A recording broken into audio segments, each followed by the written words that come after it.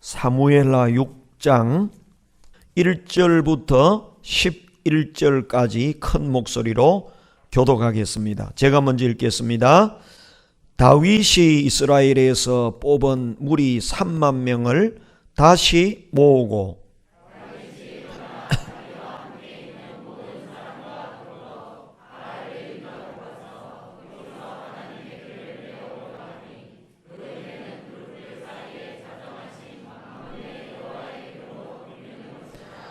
그들이 하나님의 궤를 세수레에 싣고 산에 있는 아비나답의 집에서 나오는데 아비나답의 아들 우사와 아효가 그 세 수레를 모니라.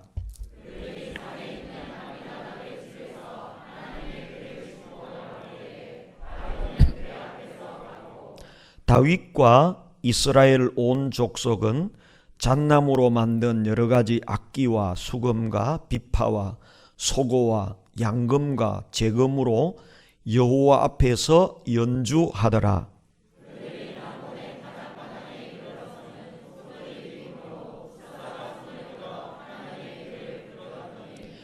여호와 하나님이 우사가 잘못함으로 말미암아 진노하사 그를 그곳에서 치시니 그가 거기 하나님의 궤 곁에서 죽으니라.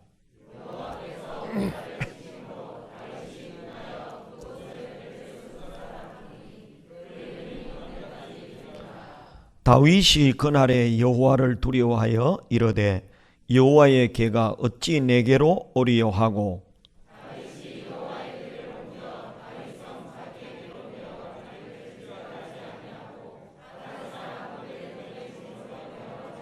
다 같이 여호와의 궤가 가드 사람 오벳에돔의 집에 석 달을 있었는데 여호와께서 오벳에돔과 그의 온 집에 복을 주시니라. 아멘. 오늘 오벳에돔이 받은 복에 대해서 상고하겠습니다. 6장 11절을 다 같이 한번 읽어보겠습니다. 시작. 여호와의 궤가 가드 사람 오벳에돔의 집에 석 달을 있었는데 여호와께서 오벳에돔과 그의 온 집에 복을 주시니라. 아멘. 오늘 본문에 등장하는 한 사람의 이름은 오벳에돔입니다. 그런데 오늘 본문이 이 단락의 결론인데요, 오벳에돔의 집에 여호와의 궤가 석 달을 있었는데 하나님의 궤가 석 달만 있어도 오벳에돔 이 사람과 그의 온 집에 모든 소유에 그 자녀들과 생업과 오늘날로 하면 직장에도 하는 사업에도 복을 주셨더라. 먼저 본문의 배경을 살펴보겠습니다. 특별히 오늘 본문에 무슨 궤라 그랬죠? 여호와의 궤라고 그랬는데 다른 본문에는 언약궤. 자, 언약궤, 다른 말로 여호와의 궤, 또 법궤, 하나님의 궤. 자, 그래서 오늘 하나님의 궤에 대해서 여러분들이 깨달아야 된단 말이죠. 언약궤에 대해서. 이 언약궤의 배경을 살펴보면 언약궤는 언제 만들어졌느냐? 모세 시대부터 만들어졌어요. 모세 시대 때 만들어진 상자인데 아카시아 나무로 조각목으로 이 정육면체 상자를 만들었어요. 나무 상자예요. 그런데 언약궤라고 하는 이유가 뭐냐? 궤가 뭔가 하면 궤짝이죠, 궤짝. 이해됩니까? 나무 상자 궤짝이죠? 그런데 이게 너무 아카시아 나무로 만들면 볼품이 없는데 그 볼품 없는 아카시아 나무에다가 금을 입혔어요. 그래서 이렇게 겉으로 보면 아주 번쩍번쩍 빛이 나는 상자입니다. 이 언약궤는 이렇게 만들어졌는데 그 속에 세 가지가 들어있어요. 그래서 가치가 있는 거예요. 첫째는요, 십계명이 기록된 두 돌판이 거기 있어요. 다른 말로 하면 다 같이 하나님의 말씀, 율법, 언약궤 속에 뭐가 들어있어요? 십계명이 기록된, 출애굽기에 기록된, 신명기에 기록된 십계명이 기록된 돌판, 하나님의 말씀이 그 상자 안에 있어요. 두 번째는 만나 항아리가 있어요. 만나. 신약의 바울은 이 만나를 예수 그리스도로 말하거든요. 만나가 있습니다. 그리고 아론의 지팡이, 인도하는 능력의 지팡이, 세 가지가 있어요. 그 세 가지 때문에 언약궤가 대단히 중요한 상자로 인식이 되었다. 그래서 이제 왕정시대, 사사시대, 모세시대부터 왕정시대까지는 이 언약궤, 법궤, 여호와의 궤가 중심이 된 사건들로 벌어지고 있다. 자, 그래서 모세 시대 때 시작된 이 언약궤가 이제 사사 시대에는 어디에 머물러 있었느냐? 다 같이 실로. 근데 이제 이스라엘은 조그만한 경상남북도 많아요. 조그만해요, 나라가. 실로가 어딘지 정확히 잘 모릅니다. 3000년 전에 다 망가져 버리고 없죠. 폐허가 다 됐고. 그러나 성경이 분명하게 사사시대에는 실로라는 장소에 있었다. 엘리 사사시대 때 나라가 혼미하고 국방력도 약해지고 전쟁이 터졌어요. 블레셋과 전쟁이 터졌는데 블레셋에 패하는 거예요. 그래가지고 뭘 가지고 왔느냐? 모세 시대 때부터 만들어 두었던 하나님의 임재의 상징인 뭘 가지고 왔을까요? 언약궤를. 전쟁터에 언약궤 상자를 제사장들이 메고 전쟁터에 가져왔어요. 왜? 부적처럼 사용한 거야. 하나님의 임재의 상징인데 이 언약궤를 갖다 놓고 싸우면 적군이 다 도망가고 이기지 않겠나. 이게 엘리 제사장이, 엘리 사사가 영적으로 혼미하니까 하는 짓도 다 그런 짓만 하는 거예요. 언약궤를 전쟁터에 가져와서 이 어떤 부적처럼 능력을 발휘해서 적군과 싸워서 이기도록 해달라, 이렇게 했단 말이죠. 블레셋과 싸움에서 이겼을까요? 졌을까요? 패배했습니다. 그래가지고 어떻게 됐느냐? 법궤까지 빼앗겨버렸어. 블레셋이 법궤를 가지고 갑니다. 그런데 놀라운 일이 일어났어요. 아이고, 하나님이 왜 그렇게 무능력하냐? 그런 게 아니에요. 사람이 무능력했을 뿐이고 하나님은 여전히 능력을 발휘하셨는데, 이게 법궤가, 언약궤가 블레셋 땅에 갔는데 블레셋 사람들이 난리가 난 거야. 재앙이 일어나서 사람이 죽고 독종 천년병이 창궐하고, 그래서 막 블레셋 땅이 풍지박산이 된 거예요. 이스라엘은 졌고 언약궤는 빼앗겼지만 하나님은 패배해서 여전히 살아계세요. 블레셋에 갔는데 블레셋 사람들이 막 재앙에 넘어지고 자빠지고 독종이 걸려서 죽고 막 온갖 문제가 다 생기는 거야. 7개월 동안 블레셋 땅에 있었는데 블레셋에 희귀한 일들이 일어나는 거예요. 온갖 재앙이 다 일어나요. 그래서 블레셋 사람들이 빼앗아 온 이 언약궤를 이스라엘로 다시 돌려보내자.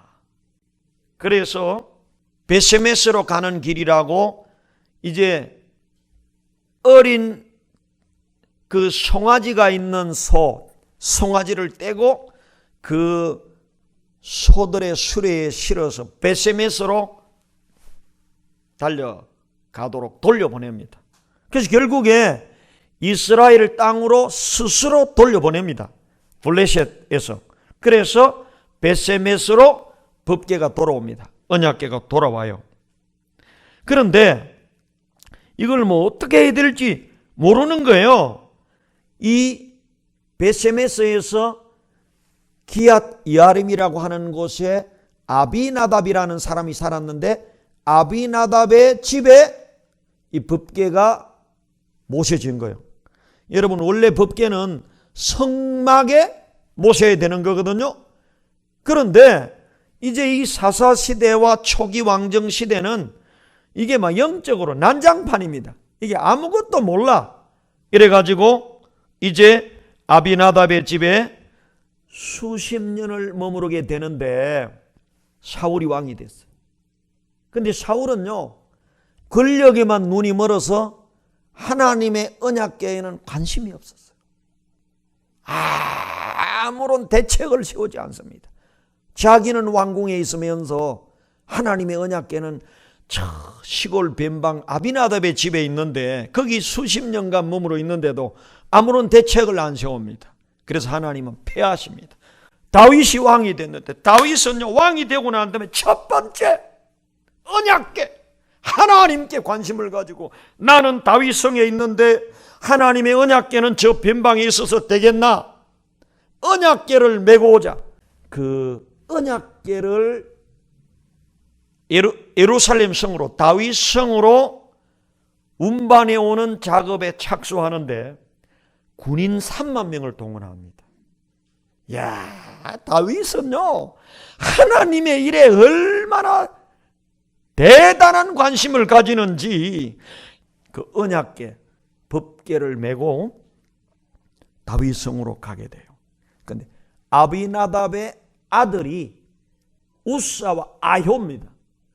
그런데 이 언약궤를 새 수레에다가 얹고 그 다음에 소가 끌게 하고 그 소를 우사와 아효, 아비나답의 아들들이 몰고 갑니다.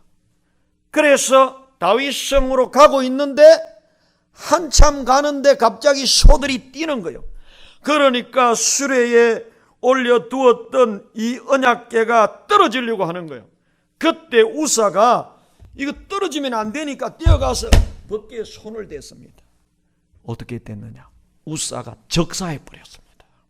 다윗이 깜짝 놀라가지고 3만 명을 동원해서 다윗궁으로 모시고 오려고 하는데, 이런 우사가 적사하는 사건이 발생하자 모든 것을 중단합니다. 야, 잘못하다가 다 죽겠구나.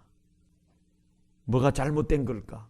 그래서 다윗은 언약궤를 다윗성으로 이동하는 작업을 중단하고 모든 작전을 중단시킵니다. 자, 이제 빈들판에 언약궤가 머물러 있게 됩니다. 오벳 에돔이라는 사람이 하나님의 언약궤를 레위 사람들을 시켜서 어깨에 메고 자기 집으로 갑니다. 그리고 석 달 동안을 오벳 에돔의 집에 언약궤를 모시게 됩니다. 그랬더니 오벳 에돔의 집과 오벳 에돔에게 하나님이 큰 복을 주시니라, 이렇게 말씀한 거예요. 자, 한번 11절 다시 한번 읽어보겠습니다. 시작. 여호와의 궤가 가드 사람 오벳 에돔의 집에 석 달이 있었는데 여호와께서 오벳 에돔과 그의 온 집에 복을 주시니라. 아멘. 그래서 오늘 제목을 오벳 에돔이 받은 복. 여러분, 언약궤를 잘못 만지면 다 죽어나갔죠?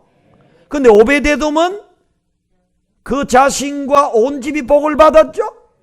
오벳 에돔은 어떤 신앙, 어떤 헌신을 했기에 그 집과 그 소유가 큰 복을 받았습니까? 첫째는요, 오벳 에돔은 6장 11절 다시 한번 읽어보겠습니다. 시작. 여호와의 궤가 가드 사람 오벳 에돔의 집에 석 달이 있었는데 여호와께서 오벳 에돔과 그의 온 집에 복을 주시니라. 아멘. 오벳 에돔이 모든 분야의 복을 받은 비결은 뭘 모시고 있었느냐? 언약궤를 그의 집에 모시고 있었다. 이 말의 의미가 뭐냐? 자, 언약궤는요, 하나님은 상천하지 온 세상에 계시고 또 하늘의 본점에 계시고 무소부지하시는 하나님인데, 하나님이 인간과의 만남을 위해서 임재하는 곳이 어디냐? 다 같이 언약궤. 근데 하나님의 임재의 장소인 그 언약궤를 우리 집에 오벳 에돔에 모셨다는 말은 무슨 말이냐? 다 같이 하나님 중심. 하나님을 경외하는 믿음. 지금 오벳 에돔은요, 언약궤를 모시는 것이 축복의 비결이었어요. 언약궤의 핵심은 뭐냐? 하나님의 임재입니다. 하나님 중심. 여러분, 하나님 무시하면 안 돼요. 무슨 일을 하든 이 공기를 주시고 햇빛을 주시고 하나님 없이 살 수 없어요. 하나님 중심의 신앙. 오벳 에돔은요, 하나님 경외하는 믿음, 하나님 중심의 믿음을 가졌다. 그리고 오벳 에돔의 집에 법궤가 있었다는 말은, 자 보세요, 언약궤가 있었다는 말은 언약궤 속에 뭐가 들어있다 그랬어요? 언약궤 안에 10계명의 돌판이 있다 그랬죠? 이 10계명의 돌판이 뭐냐? 다 같이 하나님의 말씀. 그러면 언약궤를 우리 집에 모셨다는 것은 우리 집에 무엇이 다스리도록 뭐 중심으로 살았다는 거요? 말씀. 오늘 이 시대로 의미를 해석하자면 다 같이 말씀 중심. 언약궤를 모셨다는 것은 임재의 상징이기 때문에 하나님 중심. 두 번째, 그 언약궤 속에 10계명, 돌판, 율법이 있단 말이죠. 그게 무슨 말이냐? 다 같이 말씀 중심. 그리고 언약궤가 보관되어 있는 장소는 성소였어요. 그게 거룩한 장소야. 이 성소는 신약의 교회를 상징해요. 그래서 언약궤를 모셨다는 말은 다 같이 교회 중심. 여러분, 교회는 영원합니다. 할렐루야. 학교 중심, 직장 중심, 군대 중심 아닙니다. 잠깐입니다. 여러분, 영원히 붙들어야 되는 것은 하나님을 붙들고 말씀을 붙들고 교회 중심으로 생활하는 것이 법궤 중심의 생활인 줄로 믿습니다. 그랬더니 하나님이 오벳 에돔의 집에 뭘 주셨다고요? 복을 주시니라. 두 번째, 오벳 에돔이 어떻게 해서 복을 받았습니까? 언약궤를 모심으로 하나님 중심, 성경 중심, 교회 중심의 삶으로 복을 받았고, 두 번째, 남이 하려고 하지 않는 일을 하는 신앙이었어요. 이 본문을 좀 더 자세히 봐요. 여러분, 언약궤를 잘못 만지면 어찌 돼요? 그리고 막 죽어나갔죠? 블레셋에서 죽어나갔죠? 무관심했던 사울이 폐함을 받았죠? 우사가 언약궤에 잘못 손을 댔다가 적사했죠? 그러니까 전부 다 아이고 저 두려운 언약궤, 아이고 저 언약궤를 잘못 만졌다가 잘못 모셨다가 큰일 날, 다 끄려하던 그때 왕도 3만 명 데리고 가서 이동작전 하다가 막 사람이 죽어나가고 막 소가 뛰고 난리가 나니까 작전 중단, 다 철수시킨 거예요. 그때 나선 사람이 누구냐? 오벳 에돔이 나선 거예요.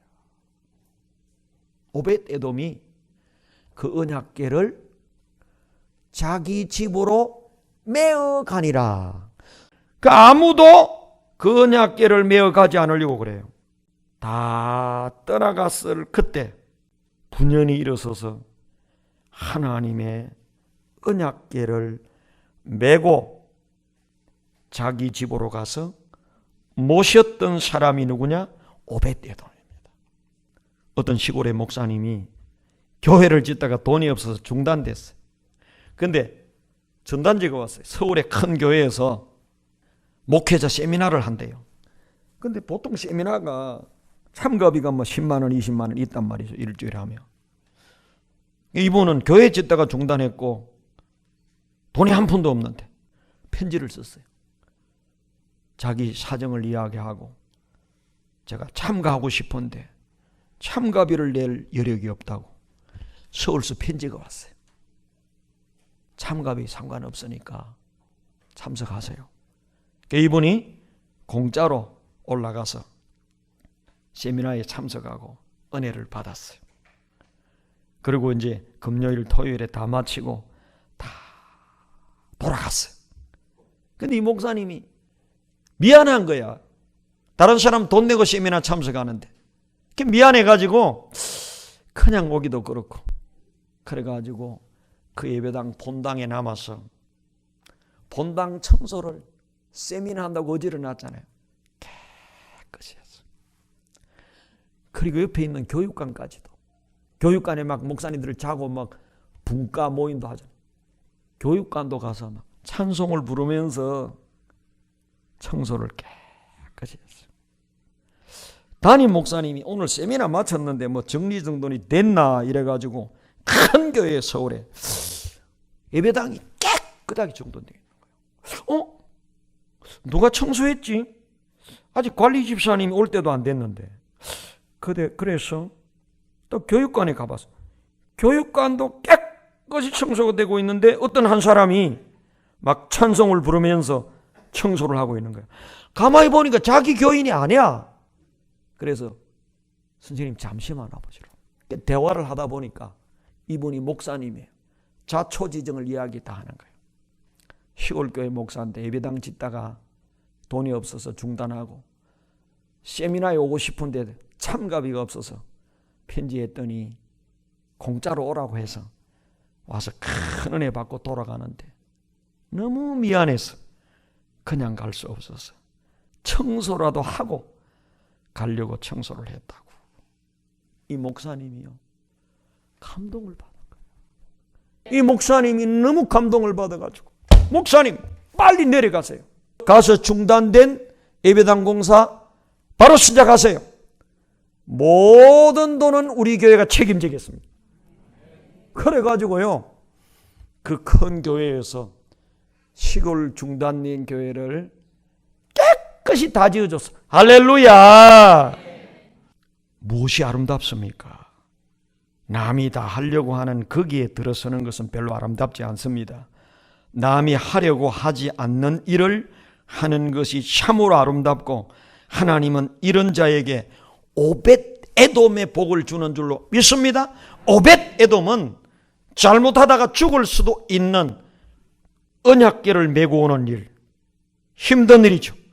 그러나 남이 하기 싫어하는 그 일을 감당함으로 큰 은혜와 복을 받았어요. 우리 교회 어린아이 신자들 이제 좀 성숙한 자리로 오벳 에돔의 자리로 나아가게 되기를 주님의 이름으로 축원합니다. 마지막으로 오벳 에돔이 어떻게 큰 복을 받았습니까? 다 같이 말씀대로 순종했습니다. 언약궤를요 여러분 잘 보세요. 언약궤 속에 세 개가 들어앉았다 그랬어요. 뭐가 들어앉았어요? 십계명 돌판 두 개가 들어앉았죠. 그 다음에 만나 항아리, 그 다음에 뭐요? 아론의 지팡이입니다. 근데 사실은 그 안에 있는 게 다 하나님의 말씀이에요. 영적인 만나 말씀이죠. 우리를 인도하는 지팡이가 말씀이에요. 할렐루야. 그런데 왜 우사가 죽었습니까? 왜 사울왕이 폐함을 받았습니까? 왜 블레셋 사람들이 재앙을 입었습니까? 똑같이 말씀을 모시고 있었는데 언약궤를 붙잡았는데 왜냐? 다 같이 말씀대로 하지 않았다. 이제 구약 율법을 잘 보세요. 이렇게 말했어요. 언약궤를 만들고 세 가지를 그 속에 넣어놓고 난 다음에 이 언약궤는 하나님의 임재의 상징인데 이걸 운반할 때는 누가 운반할 수 있느냐? 다 같이 레위 자손. 레위 자손이 운반하는데 수레에 싣고 가면 안 돼요. 레위 자손들이 뭐라고요? 어깨에 메고 운반할지니라. 자, 하나님의 말씀은 뭡니까? 이 법궤를 아무나 덜렁덜렁 막 수레에 메고 다니고 말에 얹어가면 됩니까? 하나님의 택함 받은 거룩한 레위 제사장들이, 레위 사람들이 어깨에 메고 가야 됩니까? 하나님의 말씀은 어깨에 메고 법궤를 운반하라. 그런데 이 말씀대로 다이너마이트를 함부로 터뜨리는 거예요. 그런데 오베데돔 어떻게 했어요? 오베데돔은 그 언약궤를 수레에 끌고 왔습니까? 어깨에 메고 왔습니까? 사무엘 하 6장.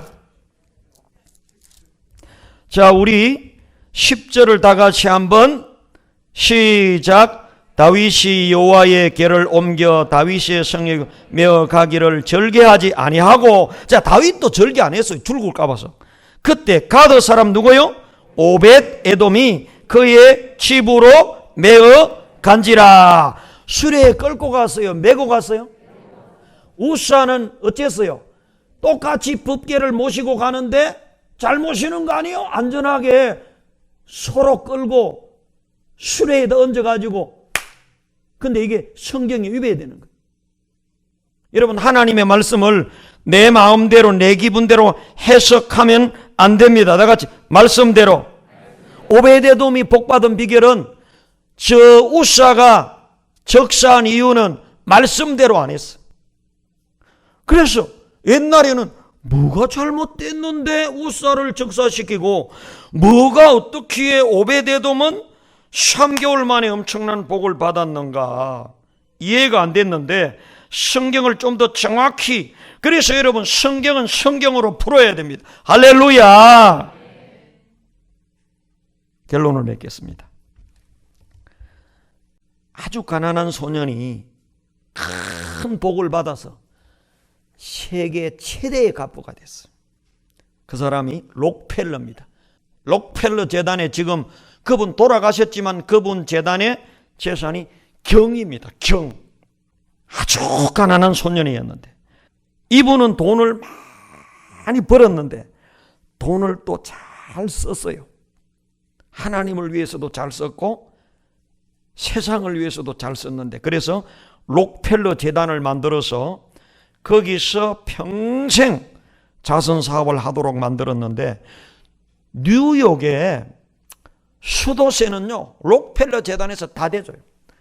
뉴욕이 얼마나 큰 도시입니까? 그 모든 사람들의 수도세가 얼마나 되겠어요? 그걸 록펠러 재단에서 다 대줘요. 이 록펠러가 두 가지를 많이 했죠. 대학을 많이 했어요. 시카고 대학을 비롯해서. 그리고 교회를 수천 개 세웠어요. 록펠러는 시카고 대학에 예배당을 지었는데요, 그 예배당 하나를 짓는데 오늘날 돈으로 1천억 원이 들었어요. 그때 어마어마한 예배당을 지었어요.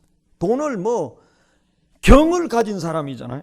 그런데 리버사이드 처치라고 허드슨강 주변에 아주 어머니를 기념해서 또 멋진 교회를 지었어요. 그리고 전국에 수천 교회 예배당을 지었어요. 그런데 시카고 대학의 예배당을 헌당하면서 기자들이 물었어요. 회장님, 어떻게 그렇게 갑부가 되셨습니까? 돈을 많이 번 비결이 뭡니까? 그랬더니 저는 가난한 소년이었고 정말 별볼이 넘는 유약한 소년이었는데 믿음 좋은 우리 어머니의 10가지 당부를 잘 지켰더니 오늘 이런 복을 받았다. 근데 그 어머니의 10가지 당부가 하나님의 말씀을 요약한 거예요. 뭐라고 어머니가 말했느냐? 1번 한번 다 같이 시작. 하나님을 너의 친아버지로 섬겨라. 누구 중심이죠? 하나님 중심이에요. 두 번째로 시작. 목사님을 하나님 다음으로 섬겨라. 세 번째 다 같이 시작. 네 번째 시작. 주일 예배 때 앞자리에 앉아라. 다섯 번째, 하루에 한 장씩 뭘 읽어요? 성경을 읽어라. 그리고 아침에 뭐요? 묵상으로 하루를 시작하라. 7번째, 시작. 잠자리에 들기 전에 반드시 회개하고 잠들어라. 하루를 돌아보면서 반성하고 그래야 내일 전진이 있는 거예요. 8번 시작. 11조는 생기는 대로 빠뜨리지 말라. 9번 시작. 이 세상 사람들과 원수를 맺지 말라. 10번 시작. 불쌍한 사람들을 힘 닿는 데까지 도와주라. 이 말씀대로 그냥 어려서 이 말씀, 어머니가 일찍 돌아가시고 어머니의 말씀대로 어려서부터 순종했더니, 그래서 축복받기 원하면 내가 어려서부터, 그 내가 초등부도 예배 참석시키라는 거예요. 처음에 뭐 그렇지, 수요일도요 1학년 2학년도 한 3, 4개월 지나 어른하고 똑같은 거예요. 내가 해봤잖아. 통합예배, 다니엘 비전센터. 어려야 희망이 있는 거예요. 믿습니까? 그래서 여러분 오늘 말씀을 맺겠어요. 오베데돔이 복받은 이유를 알겠습니까? 한마디로 뭐요? 하나님의 뭐요? 언약궤. 언약궤를 중심에 모시고 살아가는 여러분 되기 바랍니다. 오늘날 이 시대에다 같이 말씀 중심, 교회 중심, 하나님 중심. 그리고 오베데돔은 남이 하기 싫어하는 일을 기꺼이 즐거운 마음으로 헌신했다.